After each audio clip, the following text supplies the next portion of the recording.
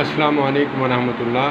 کبھی انصاف مسلمانوں کے چوکٹ کی لونڈی ہوا کرتا تھا۔ ایک مسلمان نے قتل کیا، عدالت میں پیش ہوئے تو جج ہندو تھا۔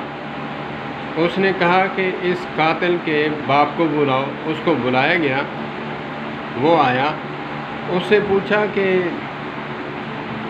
صحیح بتا دے کہ تیرے بیٹے نے قتل کیا ہے یا نہیں کیا۔ کہا کہ میرا بیٹا قاتل ہے، میں اس کی فیور میں نہیں آؤں گا۔